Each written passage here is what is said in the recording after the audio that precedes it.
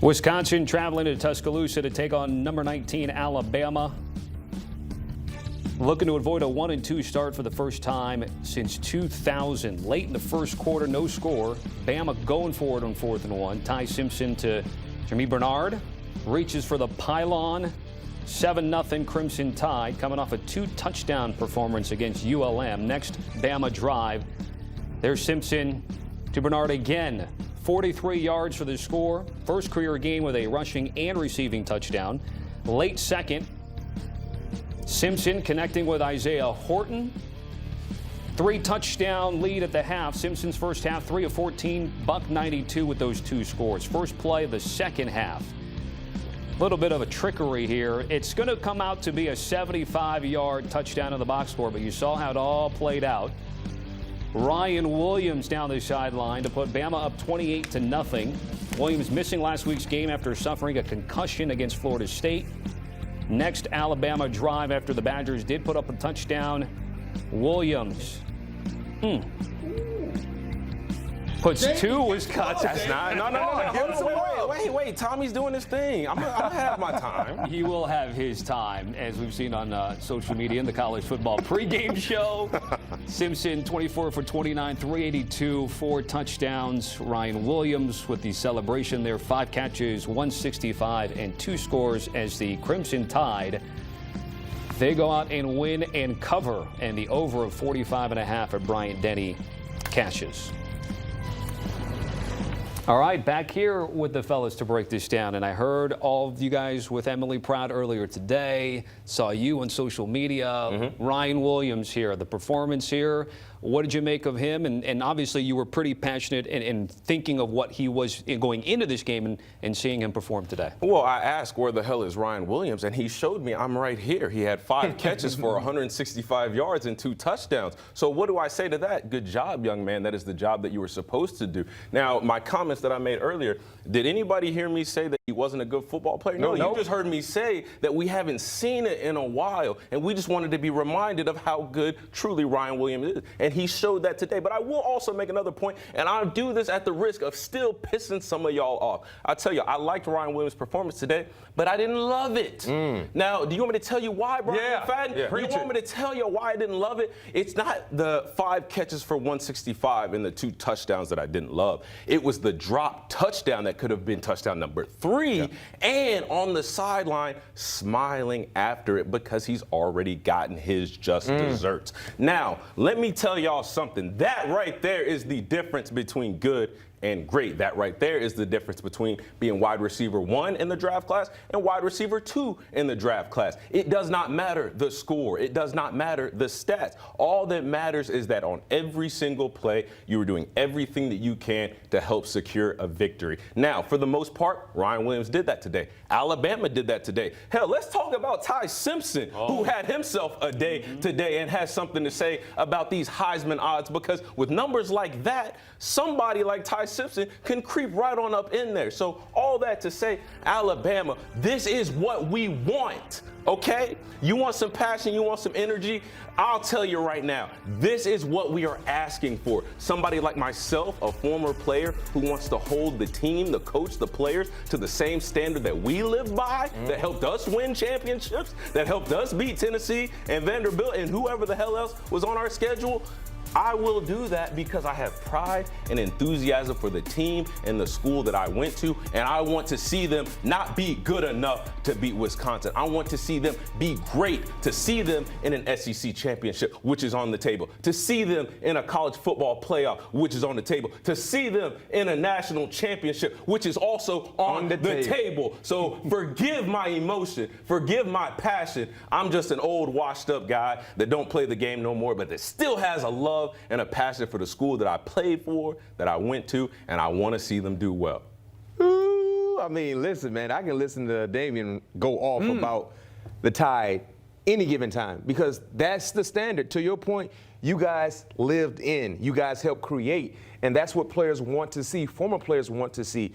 And they lived up to the billing. This was another get-right opportunity for the entire team, because after week 1, losing to Florida State in the fashion in which they lost, everyone was kicking dirt on the Tide. Everyone was saying this team is soft. They don't do anything right. They're loafing. They're not playing with the energy. Nothing was going on good for them. And then they found a way to hit their stride, and they continue to hit their stride today against Wisconsin. And to your point with Ty Simpson could be the best quarterback in the SEC that we're not talking about right now. Come on. Because Don't even add that. You don't have to add that we're talking about right now. You can just say he could be the best SEC quarterback. Yes, because they lost to Florida State, but he played a heck of a ball game. They just didn't protect him. Amen. His players didn't help him out at all. But he made plays with his legs, and he stood in the pocket. He got punished, but he still threw the football with confidence. Now, they have a bye week. Right? And then a big game after that. And then after the bye week, they get on the road. The last time they were on the road, their food didn't taste too good. Come on now. They have an opportunity to correct all of their wrongs, DK, Ty Simpson, Ryan. I mean, this is a team, really, to your point, Damien, they control their own destiny, and they're playing some of the best football, which is needed in a critical moment throughout their season early on. And that's exactly what you need right now. And listen, if it takes for us to sit up here and point out what it takes for Alabama to get better in order for them to see it and hear it and listen to it and go out there and perform better, well then by God, that's what we're gonna get up here and be paid to do. Now, one thing that I left off in my preaching earlier is now that you showed us this, Ryan Williams especially, because I'm on you today, Ryan, because I love your game and I want to see you be the absolute best. You have reminded us what the standard is for yourself. Mr. 5 catches, 165 and 2 touchdowns. Well, guess what? That now turns into the expectation for the rest of the season because there was a period of time where we didn't see that and the team did not have success because of that. Also, Mr. Ty Simpson, you as well. You have now showed us what you are capable of. So guess what? That's a part of being an Alabama football player. That is going to be the expectation. And I will take it to the head man himself, Kalen DeBoer, in his hoodie today. Kalen DeBoer is different. I saw him yelling, I saw him passionate, I saw him energized, and I saw him get into people's ASS. So again, Kalen DeBoer, now that we've seen that, that's going to be the expectation because we've seen what happens when you're the other way. Ryan Williams, we've seen what happens when you don't perform at the level that we know you can perform at. Ty Simpson, we know what happens when you don't get the ball out to the right guys and get the ball out in space and let guys create opportunities and go forward. Again, now that we've seen it, this is what we're going to expect. From a betting perspective, you know, that's one thing that's kind of bitten Kalen DeBoer as a favorite, more so on the road, but they win and they cover. Dan, I'm going to give you a thought here on Ty Simpson. Can we bring that graphic of what he did? Perfect against Louisiana Monroe, and again, nearly perfect here today, 24 for 29. First Bama quarterback with an 80% completion percentage or better, 350 or more, and 4 passing touchdowns in a game that lasts 30 seasons, DK. That's pretty good. Yes, it's pretty good, I will say. And not to mention, there were some drops today that were big plays. Yeah. So, Damien, you know who you sound like? You sound like your old coach.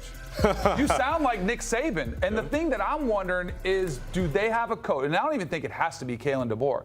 Maybe it's Ryan Grubb. Maybe it's Kane Womack. But somebody has to hold him to that standard because last year they didn't handle success great, right? They beat Georgia. We're on top of the world. They went and laid an egg. So I'm curious to see how they respond. But I will say Ty Simpson, since that Florida State game, he's 41 of 46 for 608 yards, 7 touchdowns, 0 interceptions. That's 89% completion percentage with 3 drops, at least. He's had more. Alabama is very much in the title contention for the SEC and the national title. So even Bama fans who are ready to send Kalen DeBoer packing after that loss to Florida State need to realize this is a roster that could still help them accomplish everything that their standard is used to. And if you guys watched our pregame show, we all told you Bama was going to have a field day. We all said that. But Danny hit on something that's very, very critical. We never questioned the ability when Nick Saban was there for these guys to be dialed in, no matter how big or small the previous game was. That was an issue for Alabama last year under Kalen DeBoer. Handling success. Staying focused, always showing that we're hungry, even though we just had a full plate of food. You want more. Can they get that mindset back involved in the building? Because that was never a concern under Nick Saban. Well, I'll do you one better. Another thing beside navigating success, is navigating shortcomings. And obviously Alabama did that all last season. They did that to start the season, but now they're starting to show the mindset of we are not playing to the standard of that has been set here before us. We are not living up to that. We need to start doing that. So again, like Ryan Williams, all these guys, Ty Simpson, Kanell Board, granted, they hear us talk all the time, but you can't tell me that Ryan Williams didn't know going into this game that he was the leader of this team and he's a go-to guy and he needed to perform better. You can't tell me that. That's a part of accountability. That's a part of the Sabanisms. That's a part of the standard is when you're having success, knowing how to mitigate that. When you're coming up short, knowing how to handle that as well, how to self-identify, how to self-reflect, look yourself in the mirror and say, you know what? I just haven't been good enough. I need to be better. Well, guess what? They didn't need us to do that. I'm sure they did it themselves, and they went out and performed today. It seems like from watching you guys when you guys were in Tallahassee to now the difference is accountability, discipline, execution, because we know Bama's got the players. When they go up against Georgia, they'll have the players. It's just a matter of can they execute. They did today. They did against Louisiana Monroe, not so much against Florida State to open up the season. Guys, great conversation about this game, especially the Crimson Tide. And again, longest win streak at home against unranked teams, 84 game home win streak against unranked teams. It's the longest in FBS, followed by Boise State and Ohio State.